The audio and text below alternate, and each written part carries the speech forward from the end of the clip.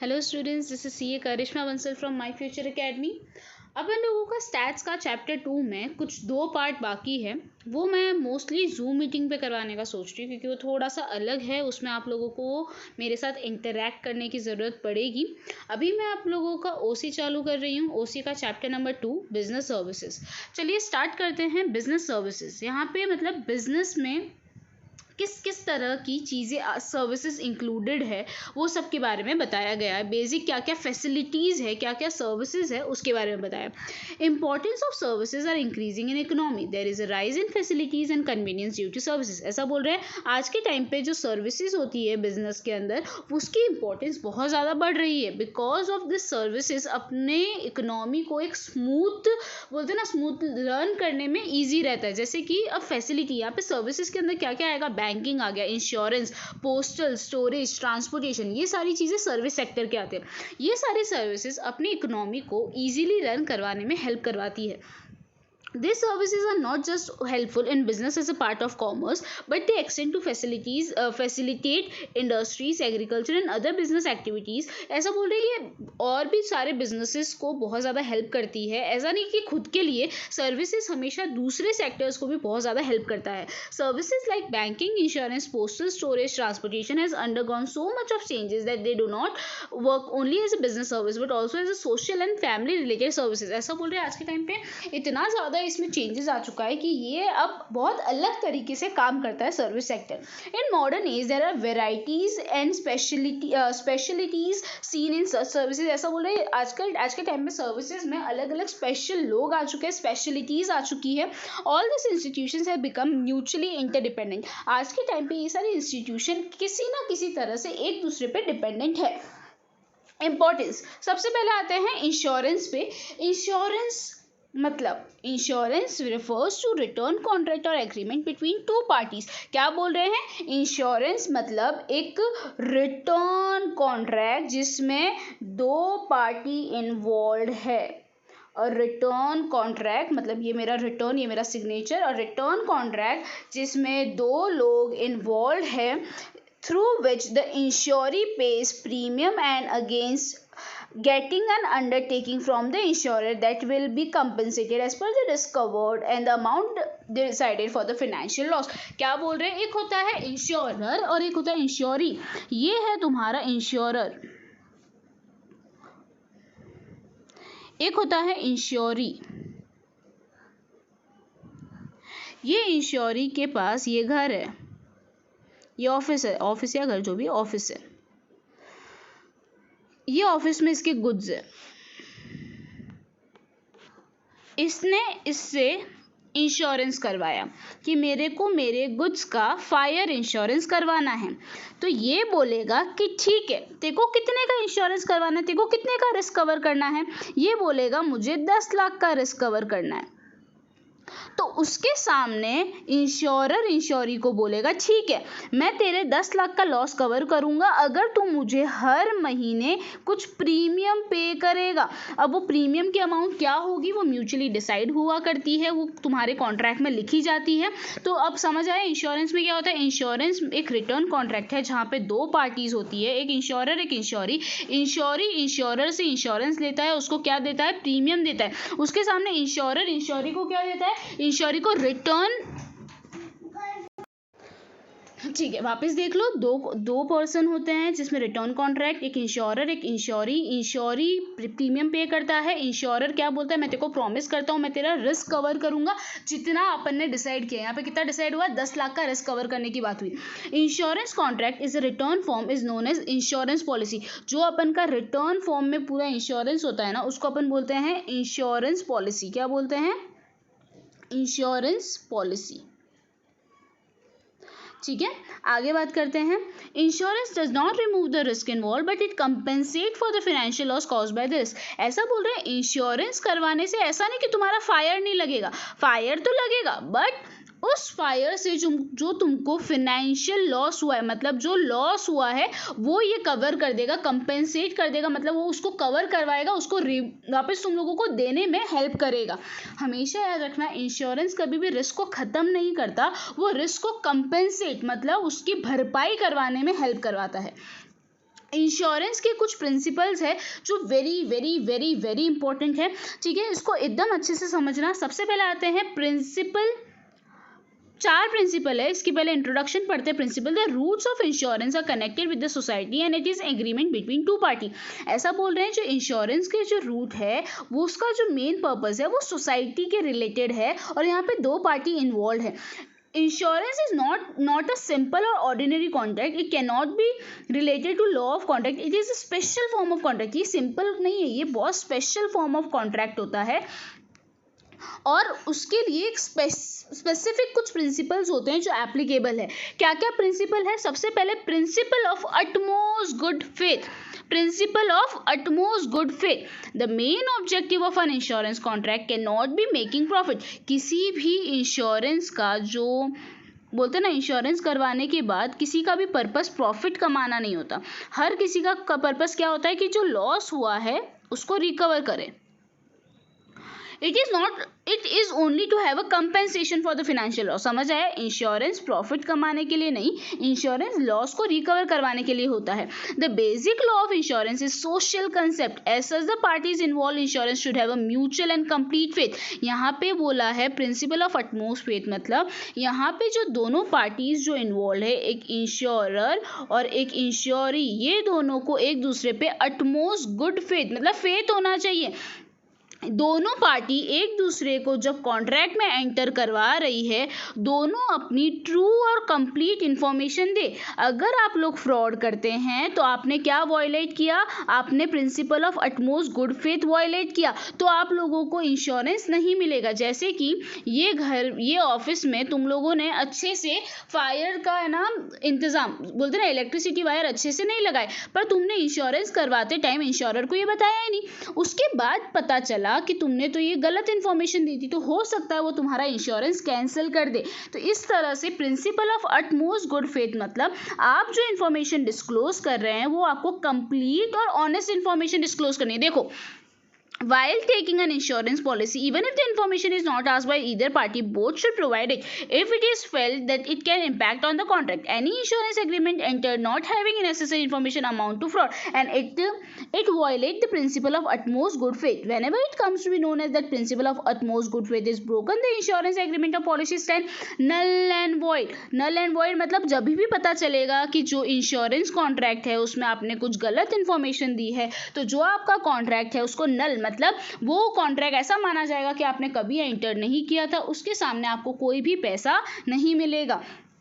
And the इंश्योरी can not get back the premium already paid. More over जो आपने premium पे किया था वो भी आपको वापस नहीं मिलेगा, क्योंकि आपने फ्रॉड किया है। तो वो फ्रॉड का कंपेंसेशन मान के वो लोग अपने पास रख लेंगे और आप लोगों को ना ही प्रीमियम मिलेगा और ना ही इंश्योरेंस का अमाउंट मिलेगा। तो इसीलिए principal of utmost good faith में आप लोगों को एक दूसरे पे म्यूचुअल ट्रस्ट होना चाहिए और आप लोगों को कंप्लीट इंफॉर्मेशन प्रोवाइड करनी पड़ेगी। Principle of indemnity, very important. Insurance contract is made to compensate for the loss incurred by the insurer. So the main objective of insurance is principle of indemnity. Principle of indemnity मतलब यहाँ पे हमारा जो main purpose है वो loss को compensate करना है। This principle is used to decide how much the insurance company will have to pay the insuree in the event of loss incurred. Any person who take an insurance policy can only compensate for the loss and he cannot earn profit. In other words, he cannot get additional amount over and above the loss incurred. It is not applicable to life insurance. देखो क्या बोल रहे हैं, principle of indemnity मतलब कि जितना तुमको loss हुआ है ना उससे कम या उसके जितना ही आपको कंपेंसेशन मिलेगा, कभी भी उससे ज़्यादा आपको कंपेंसेशन नहीं मिल सकता। प्रिंसिपल ऑफ इंडेमनिटी बोलता है कि आप इंश्योरेंस से कभी भी प्रॉफिट नहीं कमा सकते, आप सिर्फ अपना लॉस कवर कर सकते हैं। देखो एग्जांपल देखते हैं, इन्होंने कुछ एग्जांपल्स दिए हैं। If a person takes a insurance of 3 lakh but the original value of the product is 5 lakh, then the event of loss the insurer will get maximum 3 lakh. देखो आपकी एक प्रॉपर्टी थी जो 5 लाख की थी, आपने इंश्योरेंस लिया 3 लाख का, ये प्रॉपर्टी जल गई। प्रॉपर्टी जलने के बाद आपको जो कंपेंसेशन मिलेगा ना वो 3 लाख का ही मिलेगा, क्योंकि आपने कितना इंश्योरेंस लिया था? 3 लाख का इंश्योरेंस लिया था। आगे when the value of property is 5 lakh but the इंश्योरी has insured only 3 lakh and if And if the product is partially damaged, which is estimated at 2 lakh, the insurer will get only 1,20,000 as compensation as its proportionate to amount of 3 lakh which is insured amount. देखो, तुम लोगों ने एक property insurance करवाया जिसका 5 लाख का value है, पर तुमने इंश्योरेंस कितने का लिया? सिर्फ 3 लाख का लिया। जब आग लगी ना, तब पता चला कि तुम्हारी जो प्रॉपर्टी है वो पूरी डैमेज नहीं हुई, सिर्फ 2 लाख जितना तुम्हारा डैमेज हुआ है और बचा कुचा सही है। तो तुम लोगों को कितना कंपेंसेशन मिलेगा? तुम लोगों का 2 लाख का ही डैमेज हुआ है, तुमने 3 लाख का इंश्योरेंस लिया, तो 3 लाख इंटू कितना डैमेज हुआ? 2 लाख का, डिवाइड बाय प्रॉपर्टी की कितनी वैल्यू है? 5 लाख। तो तुम लोगों को 1,20,000 का ही कंपेंसेशन मिलेगा, उससे ज़्यादा का कंपेंसेशन नहीं मिलेगा। When the product value is 5 lakh and insurance for full amount 5 lakh and event of complete damage of the insurance, अगर तुमने 5 लाख की प्रॉपर्टी का 5 लाख का इंश्योरेंस करवाया तो तुम लोगों को पूरा का पूरा लॉस वापस मिल जाएगा, पूरा का पूरा 5 लाख वापस मिल जाएगा। तो समझ आया? 5 लाख की प्रॉपर्टी, 3 लाख का इंश्योरेंस करवाया, अगर पूरी की पूरी प्रॉपर्टी डैमेज 3 लाख ही मिलेगा, 5 लाख नहीं मिलेगा। 5 लाख की प्रॉपर्टी 3 लाख करवाया, प्रॉपर्टी पार्शली डैमेज हुई, तो तुम लोगों को कितना मिलेगा? 3 लाख इंटू जितना डैमेज हुआ अपॉन टोटल 5 लाख, तो इतना तुमको कंपेंसेशन मिलेगा। 5 लाख की प्रॉपर्टी तुम लोगों ने 5 लाख का इंश्योरेंस करवाया, तुमको पूरा का पूरा पैसा वापस मिल जाएगा, पर 6 लाख नहीं मिल सकता। जितना इंश्योरेंस करवाया उतना या उससे कम ही मिलेगा, कभी भी आपको इंश्योरेंस से ज़्यादा प्रॉफिट कमा नहीं सकते। Principle of insurable interest, principle of insurable interest ये बोलता है कि आप जिस प्रॉपर्टी का इंश्योरेंस ले रहे हैं ना, उसके आप ओनर होने चाहिए, आपके पास उसमें फिनेंशियल इंटरेस्ट होना चाहिए, उसके बिना आप उसका इंश्योरेंस नहीं ले सकते। मतलब मैं एक जगह पे रेंट पे हूँ, वो रेंट वाली प्रॉपर्टी का मैंने इंश्योरेंस लिया, तो एक बात समझना, वो रेंट के अंदर जो फर्नीचर है वो मेरा है, पर क्या वो प्रॉपर्टी मेरी है? तो अगर फायर में प्रॉपर्टी को कुछ डैमेज होता है तो उसके सामने भले मैंने इंश्योरेंस लिया भी होगा तो भी मुझे कुछ नहीं मिलेगा, क्योंकि वो प्रॉपर्टी मेरी है ही नहीं। जो चीज़ का आप इंश्योरेंस करवा रहे हैं वो चीज़ आपकी होनी चाहिए, उसके अंदर आपका फिनेंशियल इंटरेस्ट होना चाहिए, वरना आप उस चीज़ का इंश्योरेंस नहीं ले सकते। ठीक है, आते हैं principle of subrogation. Principle of subrogation very very very important, बोलता है कि अगर आप लोगों ने किसी चीज़ का इंश्योरेंस करवाया, वो प्रॉपर्टी जल गई, जलने के बाद आपको इंश्योरेंस कंपनी ने कुछ पैसा पे किया, उसके बाद उस प्रॉपर्टी में अगर कुछ सामान बच गया, वो पूरी की पूरी प्रॉपर्टी का हक किसका हो जाएगा? इंश्योरेंस कंपनी का हो जाएगा। मतलब नहीं समझ आया? समझते हैं। ये मेरा प्रॉपर्टी है, ये डैमेज हो गया, कुछ इतना सा पार्ट डैमेज नहीं हुआ, अब इंश्योरेंस कंपनी क्या बोलेगी? या फिर चलो ये पूरा ही अपन मानते डैमेज हो गया, अब ये प्रॉपर्टी जो जली हुई प्रॉपर्टी है, इसके सामने इंश्योरेंस कंपनी ने मेरे को 2 लाख रुपए दे दिए। अब ये जली हुई प्रॉपर्टी, पूरी की पूरी जो प्रॉपर्टी है वो किसकी हो जाएगी? ये हमारे इंश्योरेंस कंपनी की हो जाएगी। इसको बेचने का हक किसको है? ये जली हुई प्रॉपर्टी से अगर 20-30 हज़ार रुपये भी आते तो वो किसके हैं? वो इंश्योरेंस कंपनी के। जो प्रॉपर्टी जल गई है, जलने के रिलेटेड आपको इंश्योरेंस मिल चुका है, तो उस प्रॉपर्टी का जो अब हक है वो किसका है? इंश्योरेंस कंपनी का है। देखो, when a policy is taken for insurable product and it is fully damage, पूरा डैमेज होना चाहिए, व्हेन द इंश्योरेंस कंपनी पे the compensation, the fully damaged product ownership will be with the company and the principle is not applicable in case of life insurance। ये जो principles है ना, ये life insurance के case में नहीं है, ये सब मोस्टली फायर इंश्योरेंस के केस में, हाँ, फायर इंश्योरेंस, जनरल इंश्योरेंसेस होते हैं ना, उनके केस में।